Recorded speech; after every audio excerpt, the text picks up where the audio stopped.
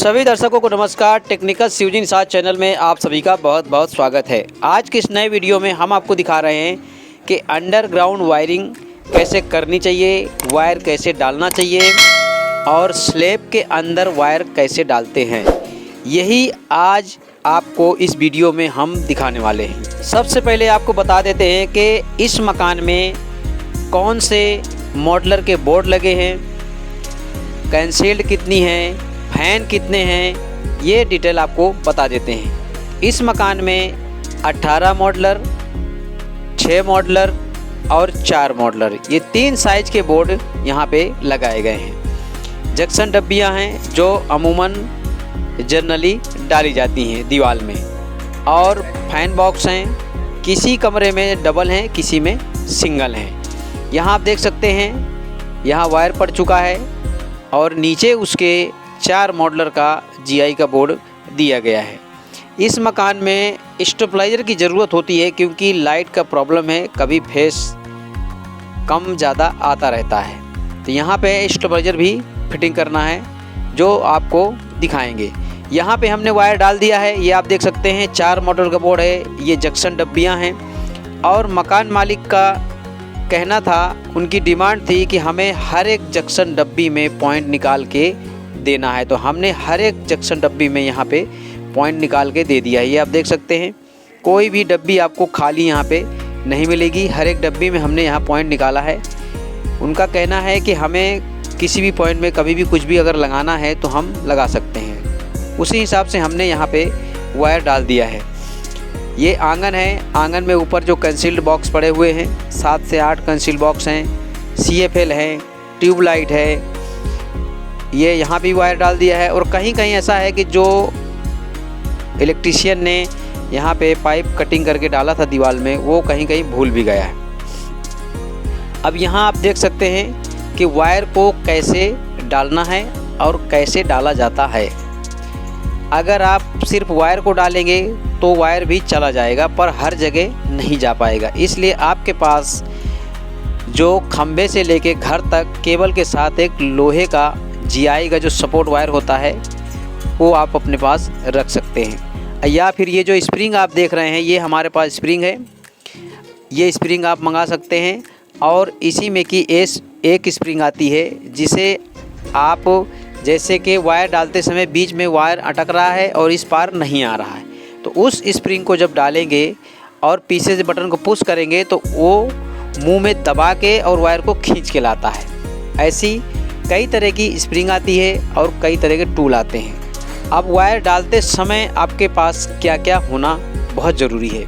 सबसे पहले आपके पास एक वायर कटर चाहिए और टेस्टर चाहिए, आपके पास हथौड़ी चाहिए, कहीं कहीं जैसे कि कंक्रीट वगैरह रहते हैं तो वो निकालने के लिए। पर सबसे ज़्यादा ज़रूरी है आपके पास कटर और टेप आप जेब में रखें, क्योंकि एक बार जब आप सीढ़ी में चढ़ जाते हैं और सामान नीचे पड़ा है तो आपको ऊपर बार बार आना जाना ना पड़े, इसलिए जो टूल है वो अपने साथ रखें। वायर को देखिए इस तरह से डालना है और उस साइड से खींचना है।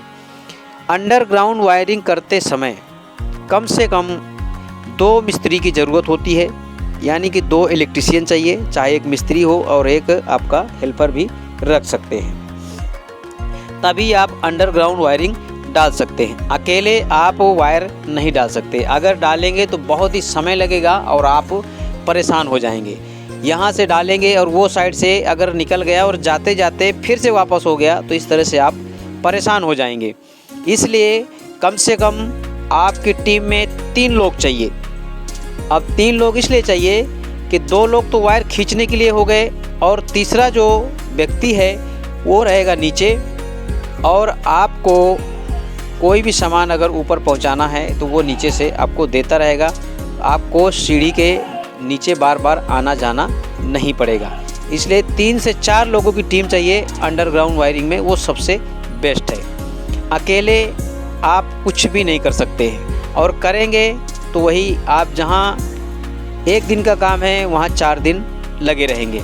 इसलिए आपकी टीम परफेक्ट होनी चाहिए और आपको अंडरग्राउंड वायरिंग का पूरा नॉलेज होना चाहिए, यहाँ तक कि कितने mm का वायर डालना है और कहाँ कहाँ कौन सा वायर डालना है वो बहुत ज़रूरी है जानकारी रखना।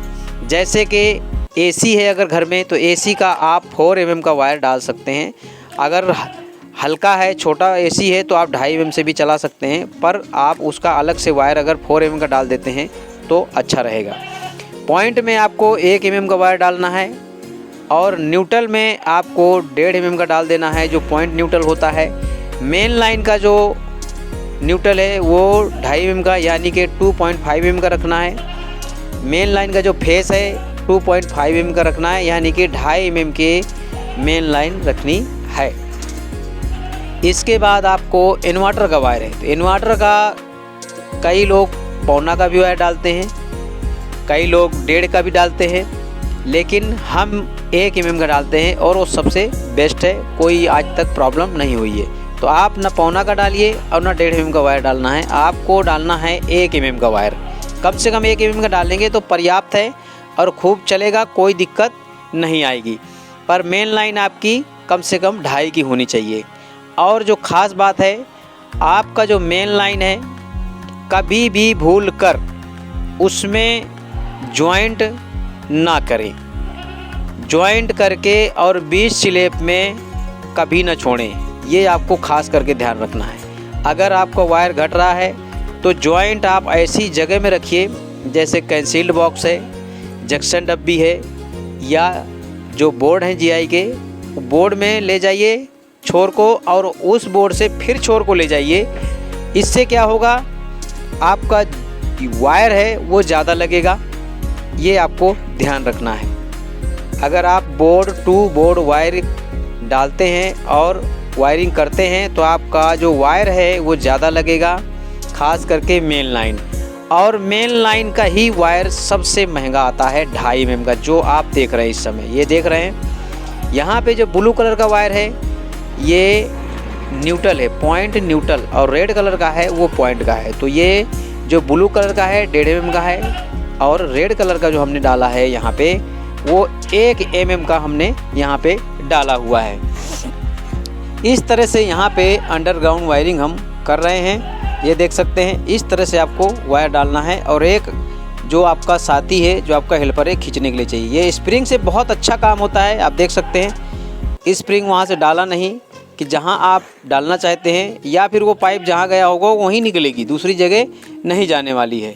और स्प्रिंग में आपको क्या करना है, टेप के सहारे वायर को चिपका देना है। जब आप टेप के सहारे वायर को चिपका देंगे और इसके बाद खींच लेंगे तो सारी वायरें ऑटोमेटिक खींचती चली आएंगी। ये देखिए, इस तरह से खींचना है और सीधा करते रहना है, वहाँ से नहीं फंस जाएंगी तो फिर दिक्कत होगी। यहाँ से खींचते रहना है, वहाँ से सीधा करना है। आप खुद ही देख सकते हैं कि यहाँ 2 लोगों की कम से कम ज़रूरत होती है वायर डालने और खींचने के लिए। और तीसरा जो पर्सन है, तीसरा जो व्यक्ति है, वो इसलिए चाहिए क्योंकि आप अगर सीढ़ी में ऊपर चढ़े हुए हैं, अब कोई अगर सामान की ज़रूरत पड़ती है, कटर है, टेप है, और बहुत सारी चीज़ें गिर भी जाती हैं, जैसे कटर ही गिर गया तो उसको उठा के देने वाला एक जन चाहिए। अगर वो नीचे उतर के आएगा तो समय बर्बाद होगा और बार बार सीढ़ी में उतरने चढ़ने में प्रॉब्लम भी होती है। पॉइंट के वायर में टेप मारना बिल्कुल ना भूलें, नहीं तो जब आप वायर खींचेंगे तो वो पॉइंट का जो वायर है वो अंदर चला जाएगा, तो फिर से आपका काम बढ़ जाएगा। इसलिए न्यूट्रल का और फेस का जो आप डालते हैं पॉइंट का वायर, वो दोनों में टेप मार देना है और कम से कम वायर को 1 फीट से 10 इंच तक नीचे रखना है।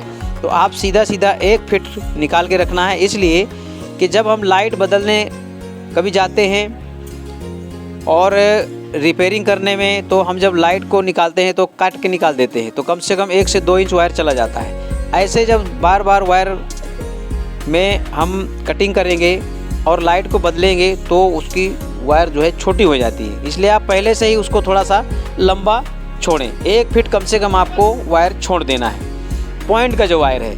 और जो बोर्ड के वायर हैं उन्हें भी कम से कम 1 फीट नीचे रखना है। ये देख सकते हैं, ये देखिए स्प्रिंग वहाँ से डाला और इसमें टेप से चिपकाया हुआ है।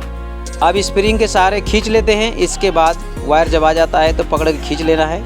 यहाँ पे मेन लाइन डाल रहे हैं हम, अभी गैलरी है ये, और गैलरी से मेन लाइन ला के जो पीछे का भाग है जहाँ पे हमने चैनल दिया है, 2 चैनल यहाँ बनाए हैं। 4 कमरे हैं, 2-2 कमरे का रखा गया है और एक आंगन है। इस तरह से खींच लेना है, हटा देना है। अब वहाँ से फिर से पॉइंट का वायर जोड़ना पड़ेगा उसमें और फिर स्प्रिंग डालना पड़ेगा आगे, तब आगे का पॉइंट बनेगा।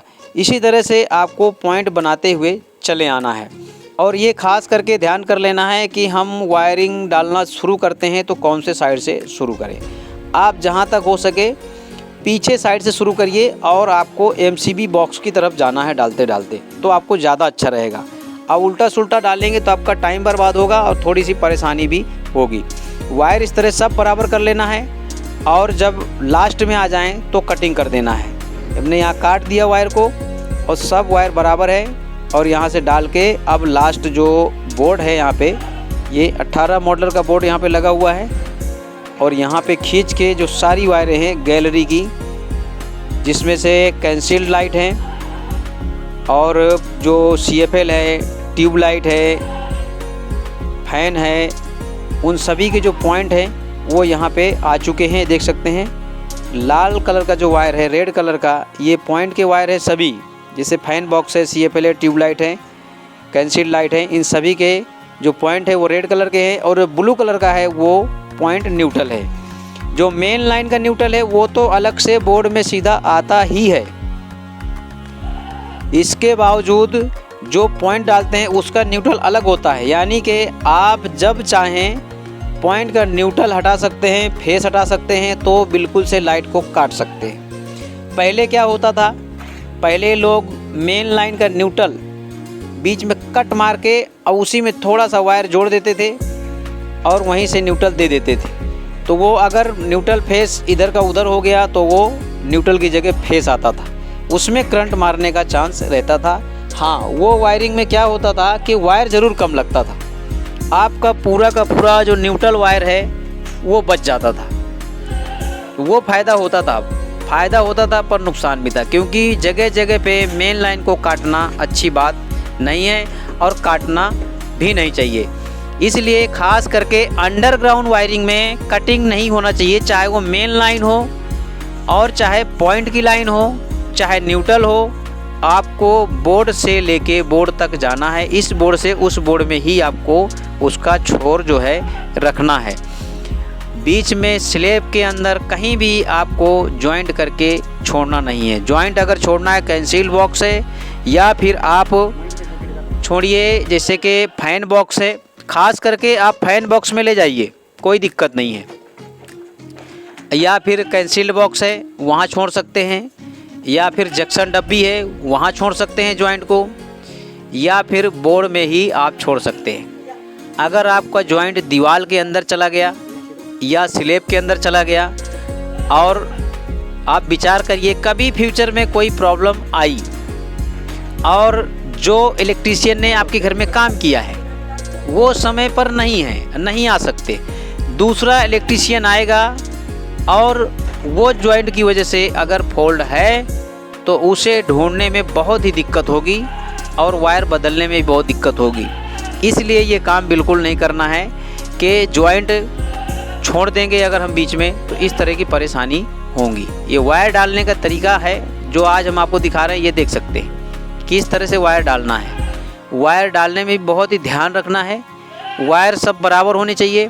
अगर आपके वायर बराबर नहीं है, छोटे हैं बड़े हैं और फंस गया तो आप दिन भर उसी में लगे रहेंगे। ये देखिए इस तरह से आपको धीरे धीरे यहाँ से सब वायर एक साथ में छोड़ते जाना है और जहाँ डाला है आपने वहाँ से खींचना है। अब ये जंक्शन डब्बी से वो जंक्शन डब्बी में खींच रहे हैं और ये ऐसी जगह में देखो कोना पड़ रहा है तो यहाँ स्प्रिंग की ज़रूरत होती है। स्प्रिंग के बगैर वायर नहीं जाएगा, वायर जाएगा तो थोड़ी बहुत दूर जा सकता है, 2 से 3 फीट, ज़्यादा लंबा आप सिर्फ वायर नहीं डाल सकते। इसलिए आपके पास स्प्रिंग वायर होना चाहिए या फिर सपोर्ट वायर। अब यहाँ देखो वायर हम कैसे काट रहे हैं, बोर्ड के नीचे आप देख लेना है, कम से कम 1 फीट नीचे तक ले जाना है, उसके बाद सारे वायर काट देना है और एक बराबर हो जाएंगे।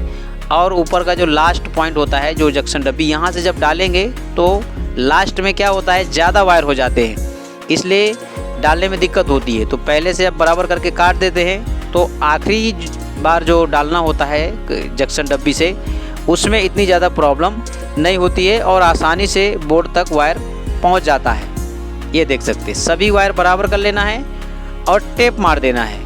इस तरह से आपको डाल देना है। ये बोर्ड में खींच लिया, इस बोर्ड का भी काम पूरा हो गया, वो कमरे का पूरा हुआ और ये दूसरे कमरे का भी कंप्लीट हो गया वायर डाल के। अब इसके नीचे जो 4 मॉडलर का बोर्ड है उसमें भी मेन लाइन को पहुंचा देना है। तो उम्मीद करते हैं कि आज का ये वीडियो आपको पसंद आया होगा। वीडियो पसंद आए चैनल को हमारे सब्सक्राइब लाइक ज़रूर करें। अगले वीडियो तक के लिए आप सभी का धन्यवाद।